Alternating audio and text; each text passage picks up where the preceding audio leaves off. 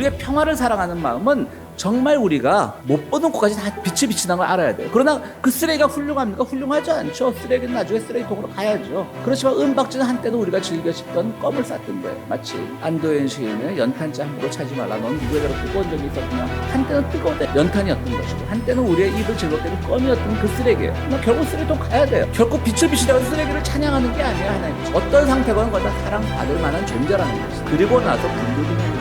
처음부터 그들을 어둠에 두게 해서는 안 된다.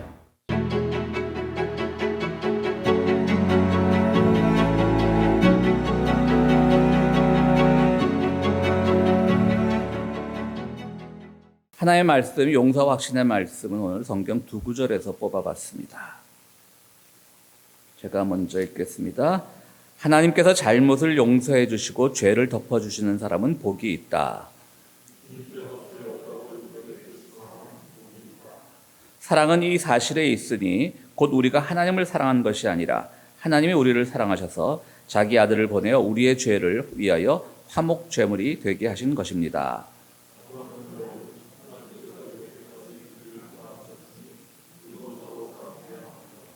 아멘.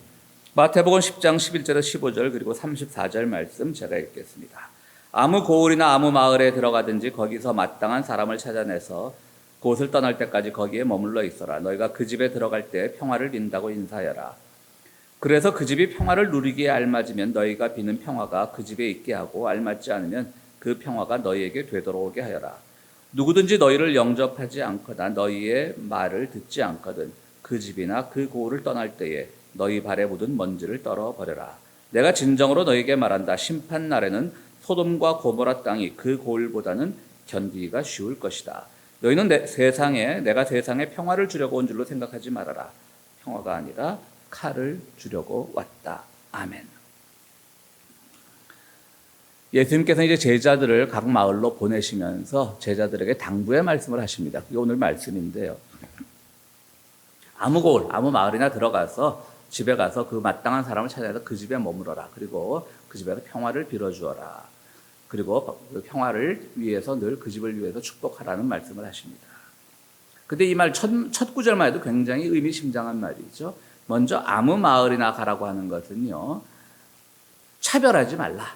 그러니까 어느 마을이든 사마리아 마을이 됐든지 유대 사람들하고 사이가 안 좋은 사마리아 마을이 됐든지 가난한 마을이 됐든지 부자 마을이 됐든지 아무 마을이나 다 가라고 합니다. 그러니까 차별을 하지 말라. 이것은 뭐 예수님의 가르침에 늘 맞는다라고 할 수가 있죠.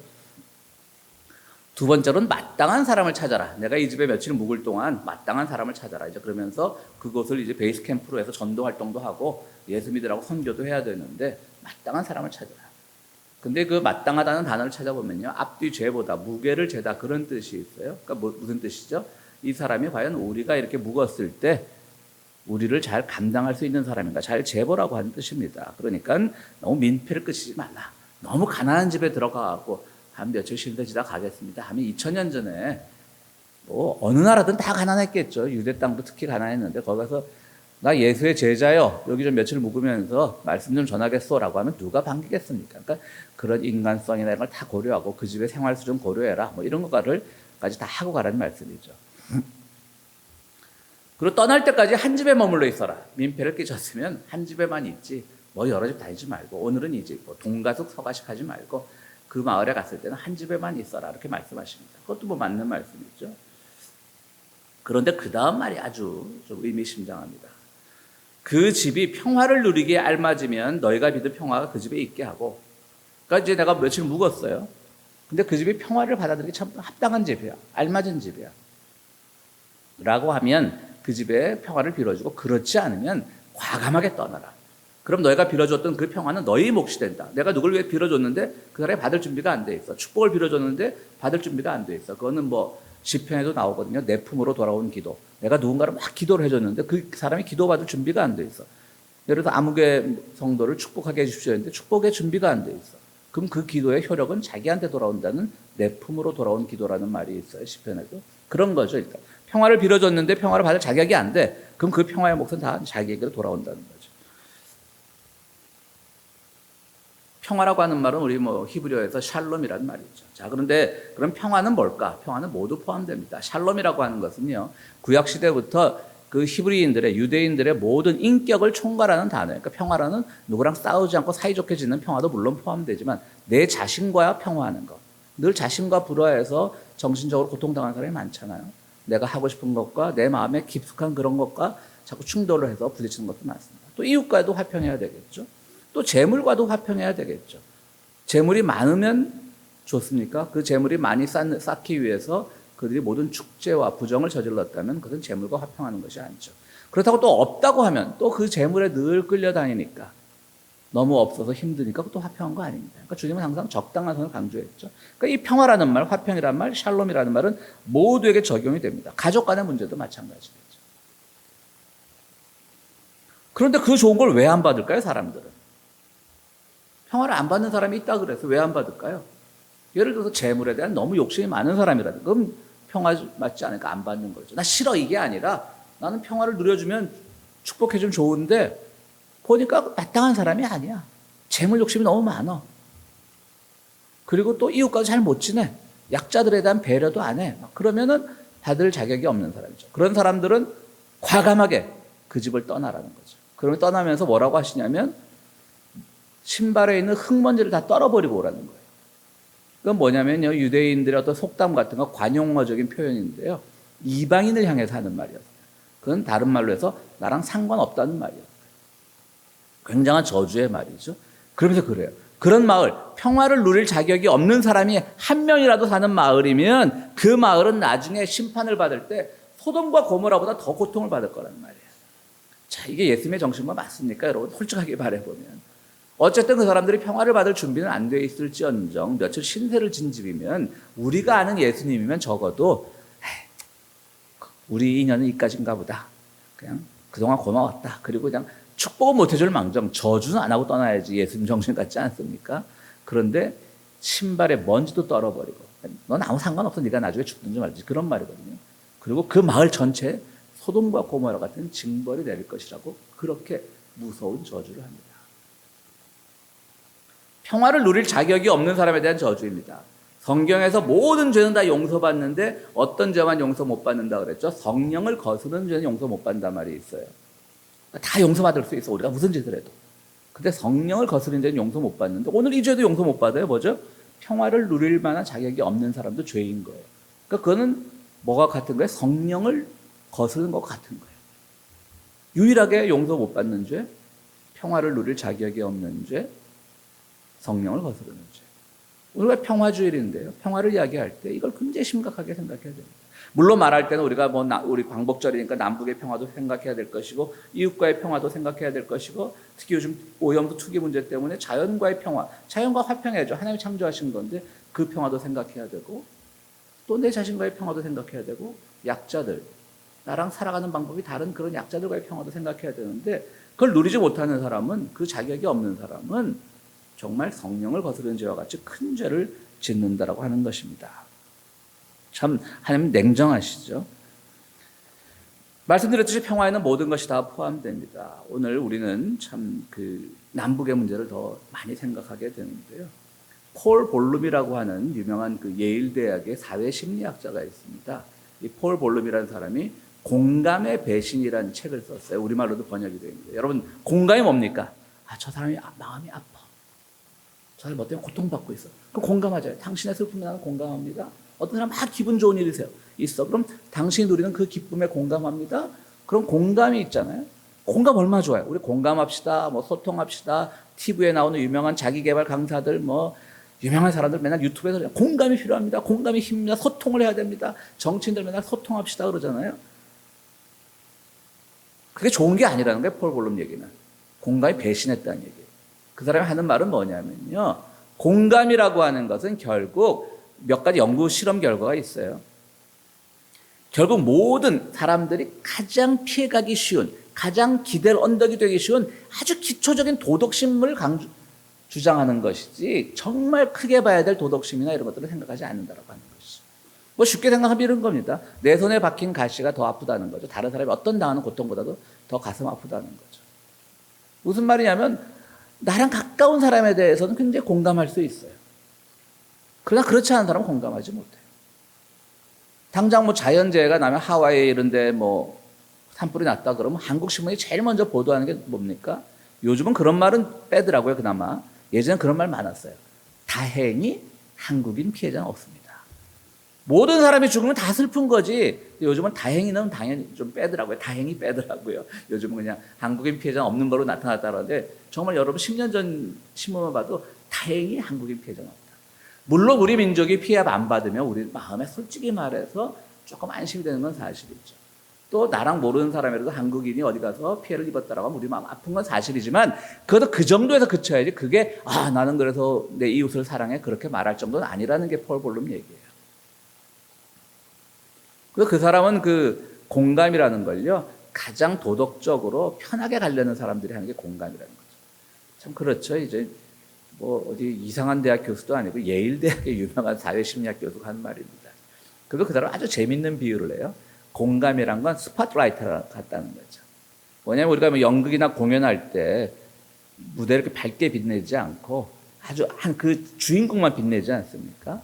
그러니까 그 밖에 모든 어둠에 대해서 우리가 외면하게 되잖아요. 그러니까 공감이라는 것은 뭐 좋은 면도 있지만 도덕적으로 도덕심이 없는 것보다는 조금이라도 있는 게 나으니까. 그렇지만 스팟라이트처럼 그것만 비추지 다른 것은 다 망각하기 때문에 공감을 너무 최고의 가치인 것처럼 착각하지 말라는 거예요.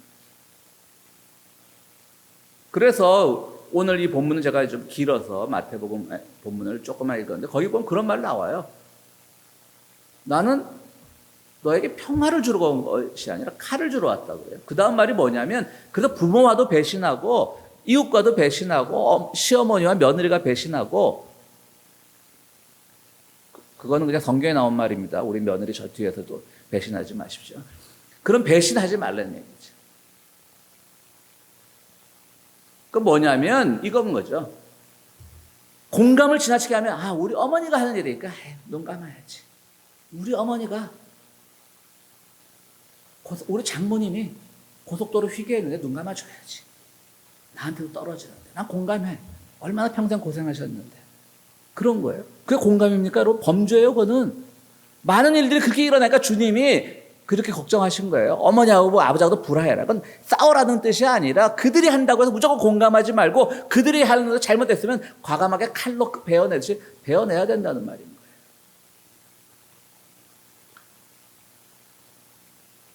그들의 잘못, 그것을 인정해 주는 것. 그것이야말로 가장 큰 죄악이라고 이렇게 말하고 있는 거죠.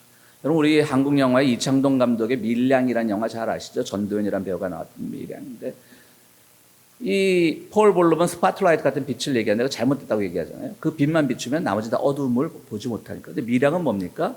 비밀스러운 햇빛이에요. 영어 제목은 Secret Sunshine이잖아요. 물론 경상남도에 있는 한 지역 이름이긴 하죠.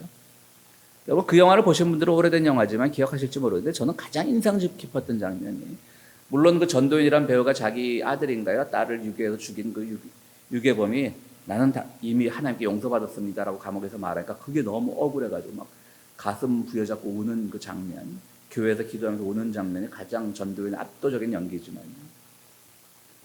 제가 기억하는 가장 아름다운 장면은 마지막 장면이 여러분 기억하실지 모르겠는데 그 전도연 씨 그 배우 집에, 그러니까 그 영화 속 집에 마당에 조그만 시골집이니까 마당에 제대로 잡초도 많고 그래요. 근데 거기 뭐 껌에 은박지 있지 않습니까? 속포장지, 은박지 이런 것들이 쓰레기가 몇 개 굴러다녀요. 비닐하고.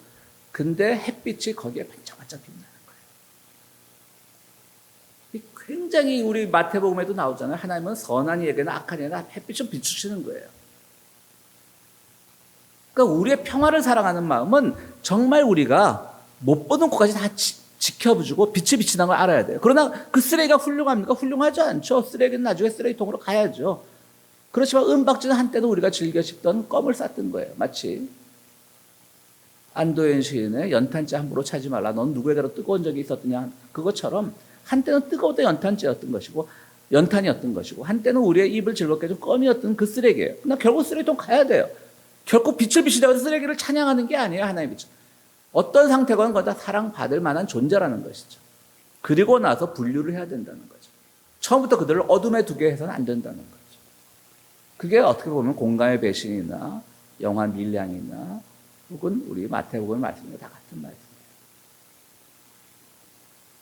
참 오늘 우리 광복절이고요. 참 광복절을 했는데 왜 가해국인 일본이 분단이 돼야지 왜 한국이 분단이 됐습니까? 우리는 식민지를 당했던 나라입니다.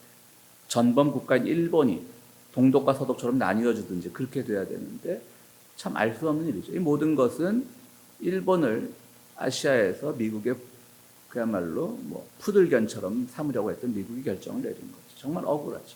남북이 대치가 됐습니다. 전쟁이 일어났습니다.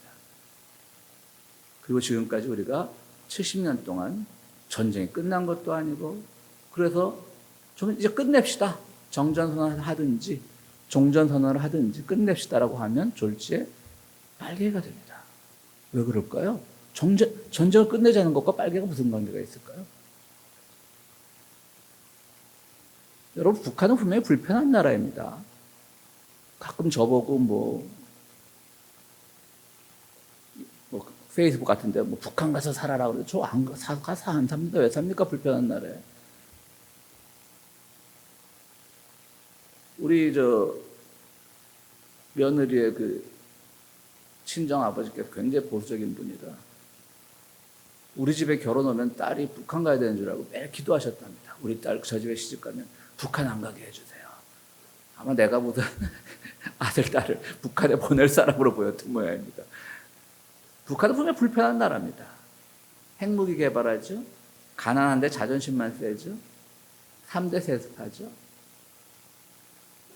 그러나 그 나라도 분명히 우리가 그 나라에서 어렵게 공부할 필요 없습니다. 1시간만 읽어봐도 핵무기를 가지고 있는 거, 3대 세습하는 거, 가난한데 자존심만 센 거 잘했다는 거 아닙니다. 마치 밀양에서 그것들이 껌종이, 비닐, 쓰레기에 빛을 비추듯이 잘했다는 거 아닙니다. 그것도 결국 쓰레기통에 간다고 제가 말씀드렸잖아요. 잘했다는 게 아니라 어쩔 수 없이 그들이 핵무기를 왜 가질 수밖에 없는지, 그들이 왜 가난해질 수밖에 없었는지, 그들이 왜 3대 세습을 할 수밖에 없었는지 그걸 인정하자는 게 아니라 그 상황만 알아도 우리는 굉장히 평화의 마음이 생깁니다. 근데 고정관념을 가지고 있어요. 오늘 공동기도문에도 나왔지만 예전에는 봄바람을 부른 적이 있었어요. 근데 많은 사람들이 더 심해져요, 고정관념이. 전쟁도 경험해보지 않은 사람들이. 전쟁을 경험해본 사람들이 그럼 차라리 이해가 되겠어요. 눈앞에서 어릴 때 전쟁을 경험해본 사람은 다 어리잖아요, 지금. 그때 어렸을 거 아니에요. 눈앞에서 죽어가고 서로가 서로를 죽이고 하는 거 보면 그 트라우마 크겠죠. 가장 기본적인 책 1시간만 읽어도 북한이 핵무기를 가지고 있는 걸 잘했다는 것이 아니라 왜 그럴 수밖에 없는지, 그들이 왜 가난해질 수밖에 없는지, 그들이 왜 3대 세습을 할 수밖에 없는지가 이해가 되는데 우리는 이해하지 않으려고요. 그러나 계속 평화를 적대하는 거예요. 그래놓고 우리는 어떻게 평화를 이야기할 수가 있겠습니까? 그리고 왜 평화를 누릴 자격이 있습니까? 여러분, 놀랍게도 평화를 가장 얘기 많이 한 사람들이 누군지 아십니까? 오히려 북한이 평화를 얘기합니다. 우리는 조용히 살려고 하는데 건드리지 마라. 우리는 평화를 원한다라고 얘기하죠. 맨날 전쟁하겠다는 건 남쪽이 합니다. 여러분 생각해 보십시오. 북한이 핵실험 한번 하면 도발이라고 그러죠. 우리 맨날 북한 턱 밑에서 맨날 미군까지 동원하고 대규모 군사훈련 하는데 정당한 방어훈련이라고 그래요. 그런 모순이 어디 있습니까? 그 고정관념을 버리지 않으면 평화는 멀어지는 거예요. 다시 한번 말씀드리지만 저에게도 북한이 여전히 불편한 나라입니다. 이해되지 않는 부분 많은 나라입니다. 가난한 나라입니다. 그냥 이쯤 되면 숙이고 들어오지 하고 싶은 나라이지만 그 나라는 그 나라대로 그러지 않을 수밖에 없는 이유가 있는 거 아니겠습니까?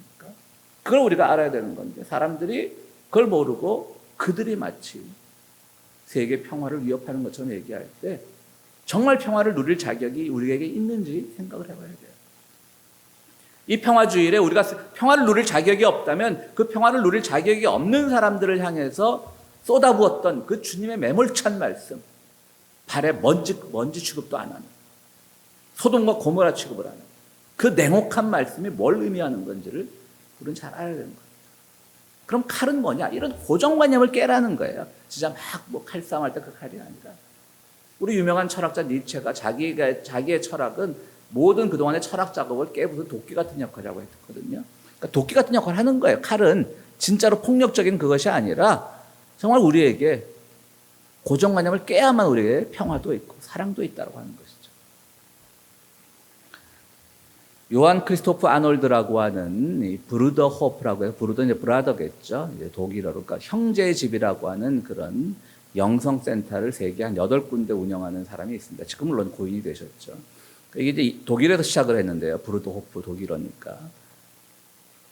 많은 사람들이 이제 그곳에서 한 1년이라도 몇 개월이라도 살아보려는 꿈을 가지고 있는데 저는 그 꿈은 없습니다. 저는 못 견딜 것 같아요. 너무 사람들이 점잖고 뭐 계속 침묵 훈련해야 되고 어쨌든 그래도 몇 개월이라도 갔다 오는 분들이 있어요. 굉장히 그런 영성이나 조용한 걸 배우고 싶은 거죠. 이분들은 독일에서 시작했는데 나치 때문에 쫓겨나가지고 세계 곳곳에 8개 그 공동체를 가지고 있는데요. 그래서 오랫동안 사시는 분들도 계시고. 그럼 이분들은 굉장히 평화를 사랑할 것 같잖아요. 근데 이 요한 크리스토퍼 아놀드라고 하는 사람이요. 바로 오늘 나는 평화를 주러 온 것이 아니라 칼을 주러 왔다라고 하는 이 말씀을 굉장히 좋아해요. 의외죠. 굉장히 매일 영성 훈련만 하고 매일 기도만 하고 매일 찬송만 하고 매일 묵상만 하고 그럴 것 같은 공동체의 창립자가 이 말을 굉장히 좋아해요. 왜냐하면 이때까지 말하는 평화는 모두 강대국들의 이익을 위한 것이었지 가짜 평화였다는 거죠. 그런 걸 다 고정관념을 칼로 깨부숴야지 세상에 진정한 평화가 온다는 거예요. 그래서 1차 대전 이후에 베르사유 조약으로 독일 전범국을 막 다스리는 과정에서 독일인의 그 마음을 너무 상하게 했다는 거죠. 물론 전범국이니까 벌을 받아야 되는 건 사실이지만 다 강대국 중심으로 자기들 이익만 따지다가 하다 보니까 그것이 나치 재무장이 돼서 2차 대전을 일으켰고요. 2차 대전을 말씀드렸듯이 2차 대전은 전범국 재판하는 데서도 일본은 하나도 피해를 안 입었잖아요. 몇 명 사형당하고 말았죠. 천황이 사형을 당했었는데 천황 사형 안 당했잖아요. 그리고 그 나라가 분단이 돼야 되는데 왜 우리나라가 분단이 됩니까? 그러니까 강대국들이 하는 평화는 다 가짜 평화인 거예요, 여러분. 그러면서 이 아놀드라고 하는 이 설립자분께서 뭐라고 했냐면 우리 마음의 평화가 먼저 와야 된다는 거예요. 마음의 평화. 내 마음의 평화가 없으면 결국 전쟁을 일으키게 되는 것이고 물질에 매몰되게 되는 것이고 약자들을 소외하게 되는 것이고 나와 다른 방식으로 살아가고 사랑하는 사람들에 대해서 손가락질하게 되는 것이고 나와의 먼저 평화, 내 마음의 평화를 누리라는 거죠. 그 내 마음의 평화를 누리는 게 가장 기본적인 게 뭐냐면 사랑이라고 하는 거예요. 사랑. 그 사랑을 우리가 해야만 정말 내 마음의 평화가 되고 세계 평화가 되는 건데 내 마음에 사랑이 없다는 거예요. 그래서 이 브루드호프의 창시자 아놀드는요, 굉장히 사랑을 강조합니다. 그리고 굉장히 그 모임 자체는 정치적이 아닐 것 같은 모임인데 굉장히 강대국들의 그런 가짜 평화를 비난을 합니다. 우리가 우리 교회 같은 데도 좀 정치적인 발언을 하면 막 정치적이라고 그러잖아요. 이 아놀드는요, 가장 영적인 것은 가장 거짓 평화를 구분해낼 수 있는 그런 안목을 가져야 온다고 얘기를 했어요. 우리의 마음의 평화는요, 그래야 온다는 거예요. 그것이야말로 진정한 평화의 기초라고 하는 것이죠.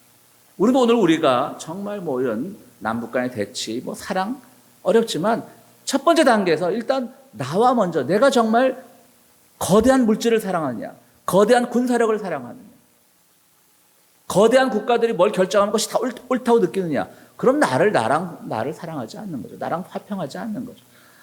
주님께서 우리를 얼마나 사랑하셔서 자기 목숨을 바치셨는데, 화목제물로 들으셨는데, 그것 때문에 살아나는 우리인데 그걸 모르고 주님과 역행하는 강대국들의 결정이면 옳은가 보다.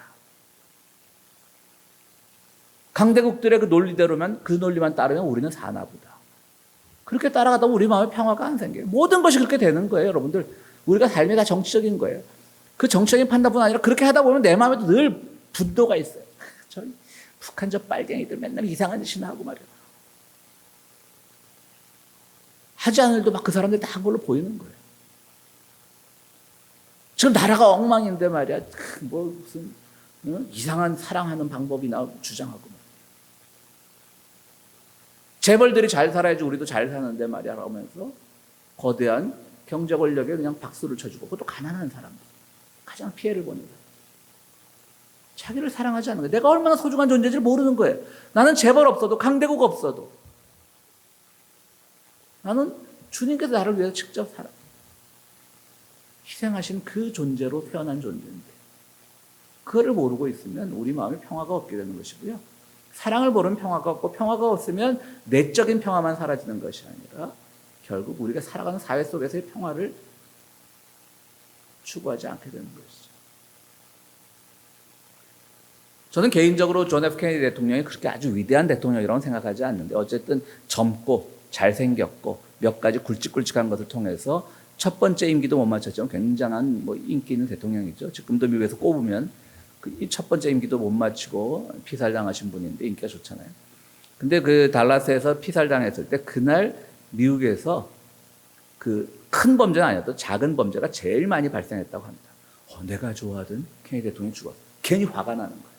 내 마음에 평화가 없으니까 괜히 화가 나가지고 막 옆에 있는 사람 괜히 때리고 괜히 뭐 돌 던져갖고 유리창 하나 깨고 그런 범죄가 가장 많은 날이었대요. 미국 역사가. 그러니까 내 마음의 평화가 그렇게 중요한 거예요. 그런 위대한 정치인이 죽었을 때 분노하지만 그 속에서 우리가 다시금 해야 될 일은 무엇인지를 생각해야 되는데 그것이 없으니까 그렇게 흐트러지는 것이죠. 오늘 평화주일입니다. 오늘 평화주일 여러분들 뭐 북한에 대한 제 이야기가 불편할 수도 있겠지만 그게 아니라 제일 중요한 것은 내 마음의 평화를 찾는 겁니다. 그리고 그것은 바로 주님께서 우리를 사랑하셨다는 그 의미가 얼마나 큰 것인가를. 그리고 사랑을 비추는 데 있어서 우리는 스포트라이트적인 사랑을 비추는 것이 아니라 밀양적인 사랑. 정말 쓰레기 같은 존재에도 일단 사랑을 비추고 보고 그 다음에 그것이 제철이 되는 것을 우리가 지켜보는 그런 사랑이 필요한 겁니다. 그러니까 여러분 우리 교회에서 때로는 뭐 이런 정치적인 발언이 나오고 해도 저는 그것이 늘 저는 가장 복음의 기초라고 생각을 합니다. 우리 사랑하는 성도 여러분들 오늘 평화주일에 내 마음의 평화, 나와의 화해 그리고 그것은 곧 주님의 사랑이 우리를 위한 것이기 때문에 나는 어떤 그 권세보다도 내가 가장 소중한 존재라고 하는 나의 사랑 그것에 기초할 때 우리의 평화도 이루어지고요. 세계의 평화, 남북의 평화도 이루어질 줄로 믿습니다. 우리 모두 평화의 사도가 되는 우리 평화의 교회 교인들이 되기를 간절히 바랍니다. 말씀 생각하시면서 기도하시도록 하겠습니다.